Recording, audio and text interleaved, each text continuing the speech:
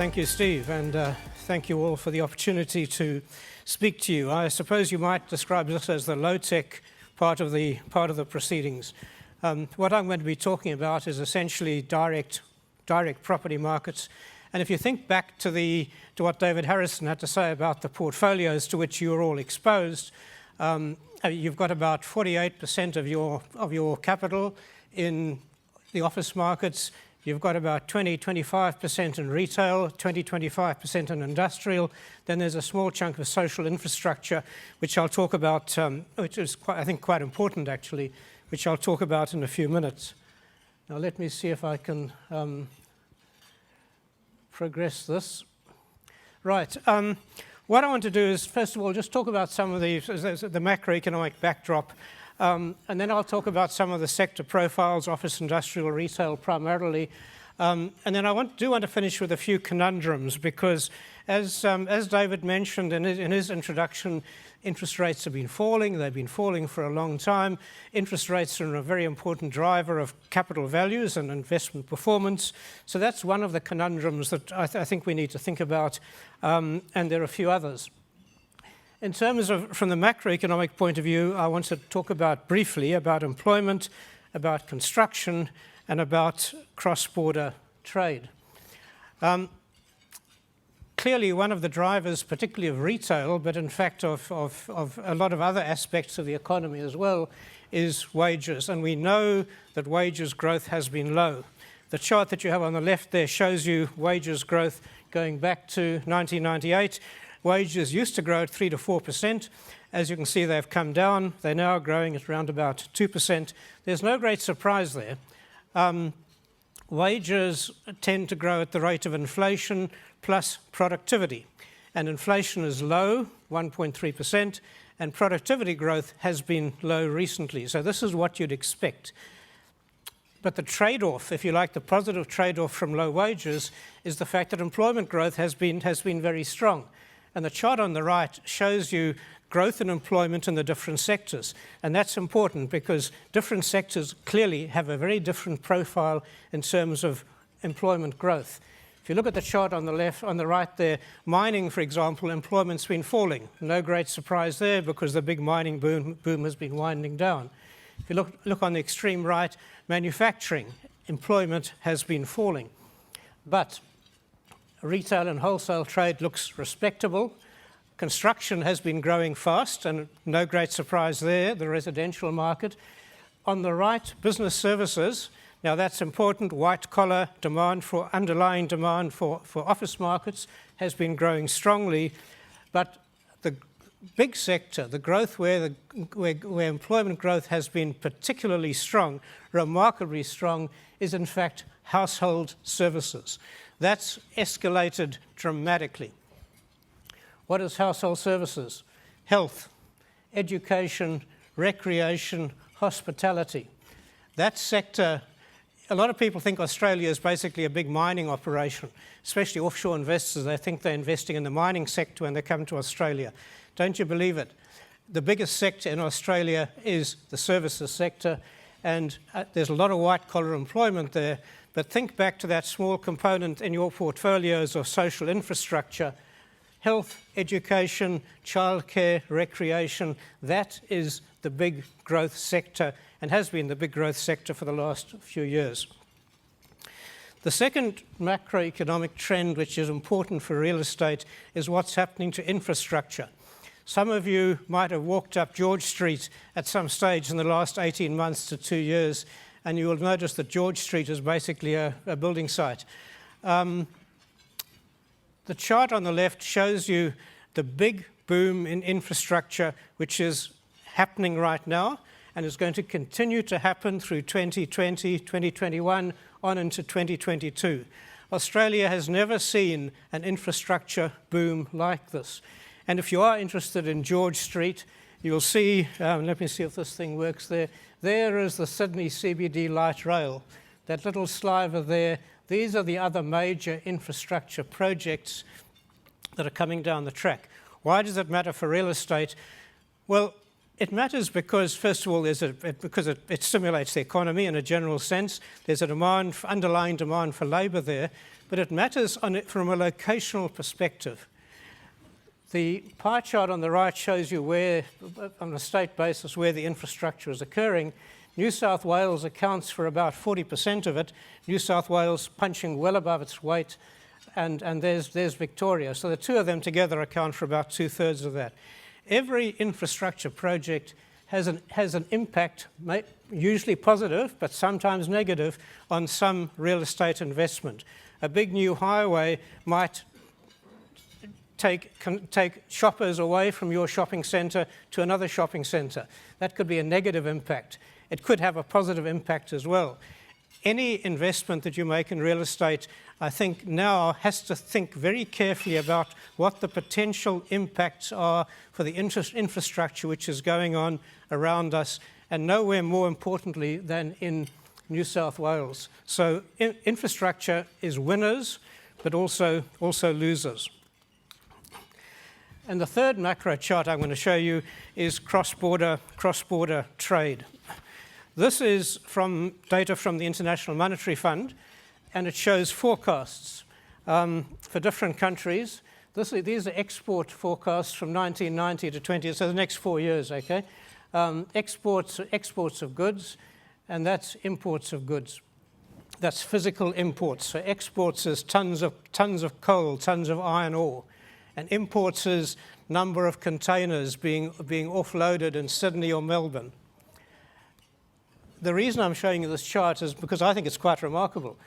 These are the countries with strong import and export growth. India, Indonesia, no great surprise. There's Australia. Down here's the UK, Japan, Russia, Canada. What you're looking at here are big drivers for the industrial sector. There's a high correlation between container traffic and the demand for industrial land and the demand for industrial space. And if this chart is correct, what this says is that over the next few years, you're going to be operating in an environment where there's a big demand for logistics in particular. So those are just some of the important, I think, high-level macro trends which should drive our thinking when we're thinking about particular real estate investment opportunities or particular sectors. Secondly, let's look briefly at the office market, the retail sector, and the industrial sector. And when I think about the office market, I'd say office market, your key word is diversity. When you think about retail, I think the key word is repositioning. And if you remember, David Harrison talked about non-discretionary spending and the importance of that in retail performance. We'll come to that in a minute. And the third sector is industrial. And I think the key word for the industrial sector is re-rating. Before we look at the individual sectors, let's just look at the big picture. This chart shows you offshore investment coming into real estate in Australia. It starts in 1990. The red columns show you offshore investors coming into Australia. And the grey columns down at the bottom here show you offshore investors taking capital out of Australia. So it's a two-way street. If you go back to 1990, you can see for about the first 5 or 6 years, it was predominantly an inflow of capital coming in. In the early 90s, capital came into Australia to buy assets. We had a recession, if you remember, and things were being sold off quite cheap. A lot of that capital was actually Japanese capital. They bought Chifley Square, for example, over that period. And then from the mid-90s for about the next 10 years, you can see that the inflow slowed down and there was a net outflow. Over that period, offshore investors bailed out of Australia. We bought back the farm. We bought back our own assets from offshore investors.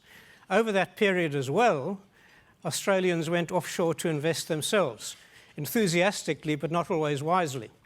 And a lot of capital went offshore to invest in the United States or in Germany. Some of you may remember that some of the funds or the REITs you invested in became enthusiastic international investors, which didn't end well in 2007. And then, from 2008 onwards, the last 10 years, what you see, those red columns, is a huge inflow of capital coming in to buy Australian assets. And that's been an important part of the story. In fact, the black line is the proportion of transactions accounted for by offshore investors. And if you go back to 2004, offshore investors accounted for about, 4 or 5% of transactions. Now, in the recent years, they've accounted for about 40%. Of all transactions in Australia, about 40% have been accounted for by offshore investors. But that's only part of the story. The Reserve Bank is concerned about this offshore capital coming into Australia and pushing up values, because all this pumping up asset values in Australia. But look at this part of the column as well. This is offshore investors selling out. 2018 was a record year for offshore divestments. That capital flow is a two-way street. It's not just money coming in and pumping up values. Offshore investors have made money, they're taking capital off the table. I think that's quite healthy. That's what you want in a market. You want to see capital flowing both ways. And this 40%, which looks very high, if you look at the international picture and say what's happening globally in terms of offshore investment, that 40% is about ballpark. It's about par for the course. Globally, across the big global markets, Europe, UK, Japan, US, offshore investment accounts, as it does in Australia, for about 40%. In the last 10 years, real estate has become, for the first time, a genuinely global asset class. We used to be small and parochial, but it's now a global asset class, and that's good for the market. But just be aware of the fact that if you're thinking about real estate in Australia, you can't just focus on the domestic economy. Increasingly, we are part of a much bigger picture.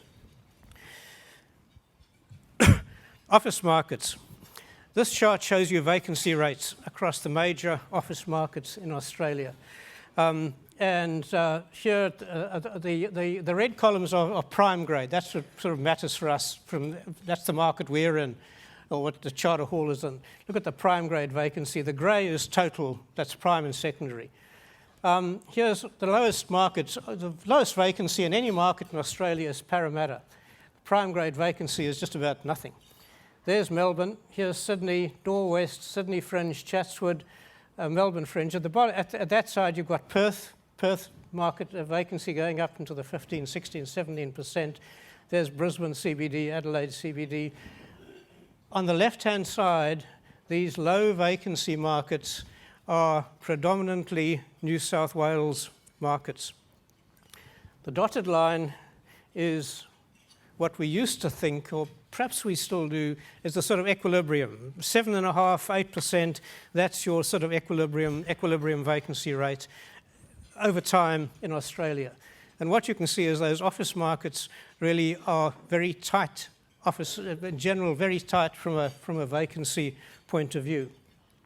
If you look specifically at the big markets, the big liquid markets, the CBD markets, currently Sydney has a vacancy rate of 3.7%. That's almost an all-time record. It was lower in 1989, but it's pretty close to an all-time record low. Melbourne, 3.7%, much the same. Brisbane, 12, Adelaide, 13. Perth is the big vacancy market, 20%, Canberra, 10. And these are our forecasts. Forecasts are not always right, but I like to think our forecasts are better than most. Forecasts going out for the next 3 years. In 3 years' time, Sydney will have a vacancy rate of 5%, still very tight. Melbourne, 5.9. These will be still double-digit vacancy markets. What does that tell you about the future? What does that tell you about the strategy? In office markets, what you have to worry about is what's happening on the supply side. Don't worry about the demand. Demand moves around, but it's a secondary player. Even in the big recession of 91, 92, underlying demand for space in the Sydney CBD hardly moved at all, 1 or 2%. It's the supply that matters. And this shows you the supply profile across the major markets in Australia. This is what's under construction, okay, as a percentage of total stock. Development pipeline as a percentage of total stock. There's Parramatta. It's got a very, we know Parramatta's got a very low vacancy rate. It's got a lot of construction coming down the track. The size of the balloon is the size of the pipeline, the square meters, okay, of the pipeline. Here's Sydney CBD. There's a big balloon there, but it's got a low vacancy, which is why vacancy is going to rise, but only to about 5%. Here's Perth. Very high vacancy, but very low development pipeline. That's what you want, isn't it? You want construction to be in those markets where vacancy is low, and you want low construction to be in markets where vacancy is high. And what you don't see in the chart is one of the most important aspects about office markets in Australia, and that is that to get finance, to get your construction out of the ground, to get those cranes up on the skyline, you need, in general, to have a high level of pre-commitment from tenants. And in general, Australian markets, which distinguishes them from a lot of markets around the region, so a lot of the Asian markets, we tend to have a high level of pre-commitment. So the supply pipeline is disciplined, and the level of pre-commitment is quite high. When you've got markets like this with double-digit vacancy and single-digit vacancy and so on, it implies that the current profile is diverse, and the future is also going to be diverse. So what does it imply about investment strategy? Well, since the markets are so different from 20% vacancy to 3.7, it means that from an investment point of view, if you simply sit on your hands, you're likely to have a very average kind of experience. It implies you need to think proactively and strategically and cyclically about your investment strategy. This shows you what's happened to rents, gross effective rents, which is probably your best measure of underlying demand. From 2013 to where we are now, the red line is Sydney, the blue line is Perth, Brisbane is the purple line.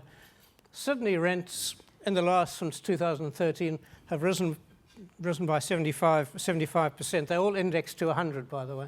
So Sydney rents have been amongst the highest growth in the world, actually, and Brisbane rents have been very high. Perth rents have gone negative.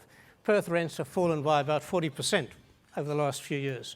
Dramatically different performances. And that's the forecast. They all look sort of kind of, there's not much of a story in the forecasts.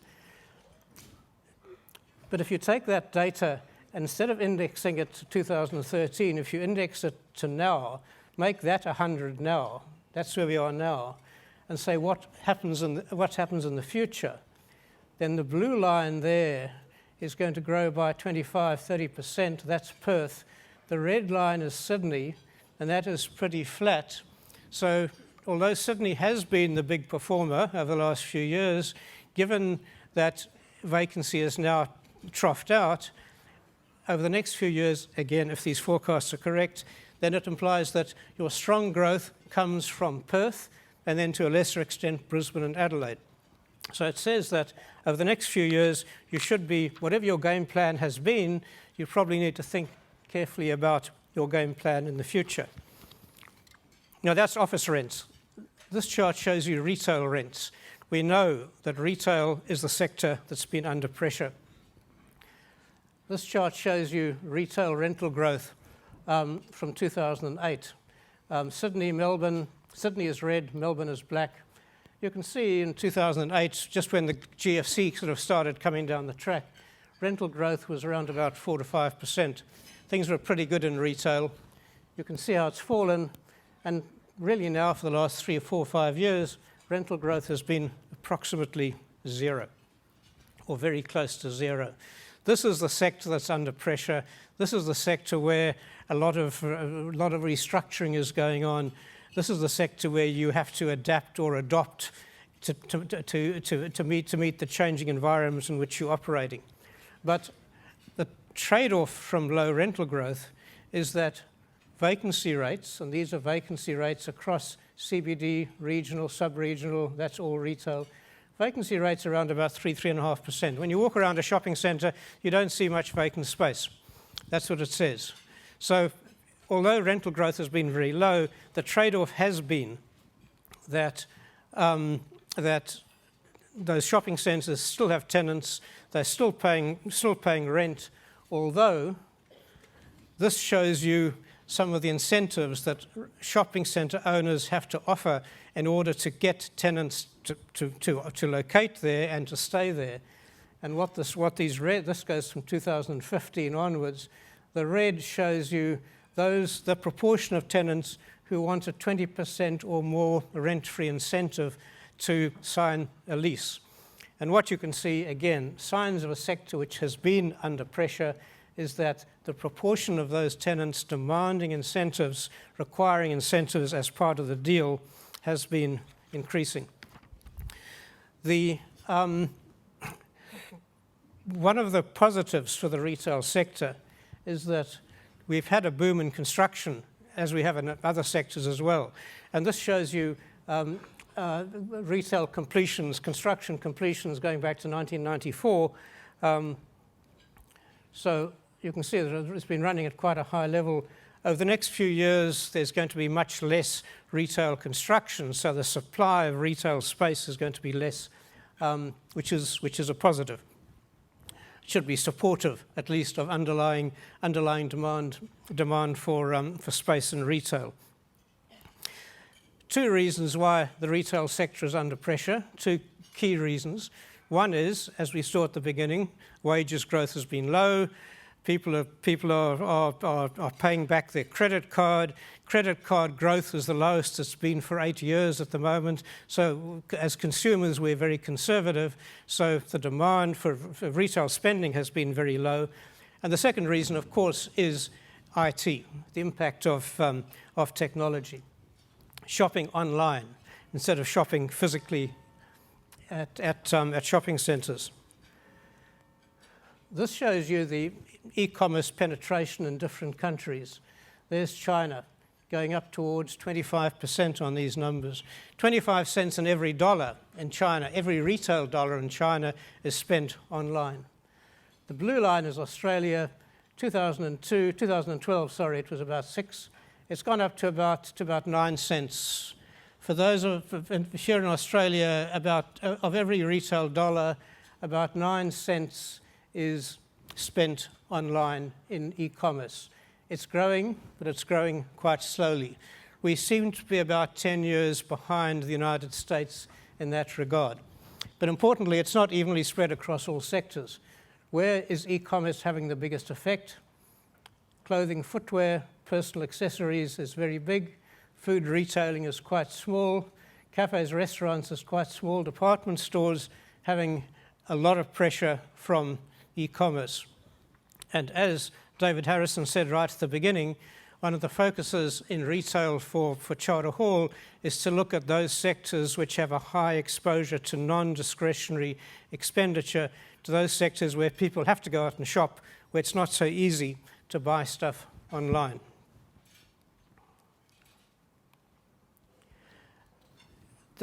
One of the trade-offs from the e-commerce, of course, has been the demand for industrial space.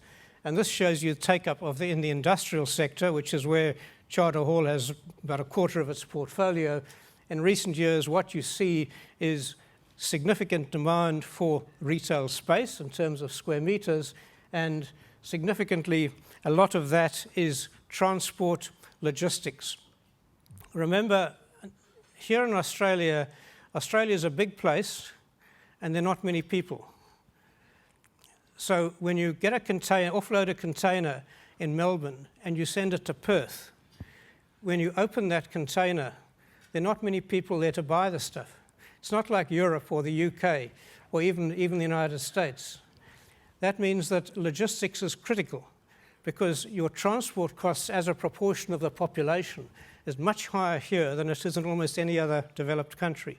So getting your logistics, the location right, the planning right, your inventory control right is critical. The rewards can be very high. The penalties for getting it wrong are likely to be very high as well. And finally, I just want to finish up with just leaving you with a couple of thoughts and a couple of calling these conundrums, because I don't think we know the answer to these things, but they're likely to be very important over the next few years. First of all, the question of valuation. David mentioned falling interest rates. This chart takes you back to 1985, The grey line is the 10-year bond rate. It was around about 14%. I don't know if any of you had the experience of buying a house in about 1986, 1987, as I did. I remember I was paying 17% on my mortgage, and I thought I was getting quite a good deal at that stage. Interest rates have been falling. That's the grey line. The pink line is the real interest rate. That's important for real estate. It's removing the effect of inflation. Real interest rates have also been falling. And the green line is the average office market yield. And that's also close to a historic low, but it hasn't fallen nearly as much. There's a big gap. You should remember what David said in his introductory remarks about the yield gap between interest rates and return on real estate. That gap is much wider than it was 10, 15 years ago. That's part of the reason why you're seeing a big shift of capital towards real estate, because the rewards look relatively attractive. But the question is, given that interest rates have been falling for 35 years, what's going to happen next? That 35 years is a long time. Looking around this room, I would reckon that most of us have spent most of our careers operating in markets where interest rates have been falling. That's been our story. That's been our career. Interest rates have been falling. It's been a bull market in bonds for 35 years. Hurdle rates have been falling. And the other side of the coin, of course, is that capital values have been rising. And anyone who's owned a house in Sydney for the last 30, 40 years would have had a pleasant experience of having an unexpected rise in capital values. That's been what's been happening for 35 years. And now it's probably stopped. So whatever your game plan has been for the last 30 or 40 years, maybe you should have a think about what's going to happen next.